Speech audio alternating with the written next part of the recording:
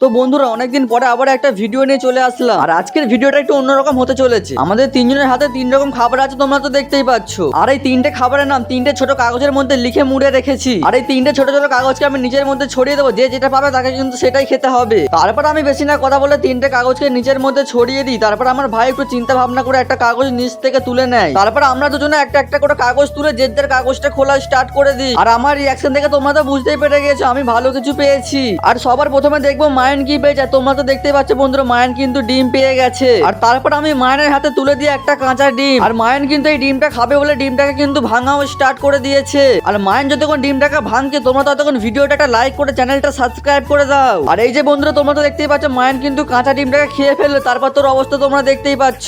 আর এরপর দেখবো শুভঙ্কর কি পেয়েছে। আর শুভঙ্কর পেয়েছিল একটা কিন্তু চকলেট। আর তারপর কিন্তু আমি শুভঙ্করের হাতে দিয়ে দিয়ে একটা চকলেট। আর ও কিন্তু চকলেটটাকে অনেকটাই মজা করে খাচ্ছিল। আর এবার কিন্তু বন্ধুরা আমার পালার, আমি কিন্তু পেয়ে গেছিলাম একটা চিপস। আর তারপর কিন্তু চলে আসে আমার হাতের মধ্যে একটা চিপসের প্যাকেট। আর আমি কিন্তু চিপসের প্যাকেটটা কেটে খাওয়া স্টার্ট করে দিই। আর চিপসটা খেয়ে এটা বুঝলাম যে চিপসটা যেন একটু বেশি ঝাল ছিল।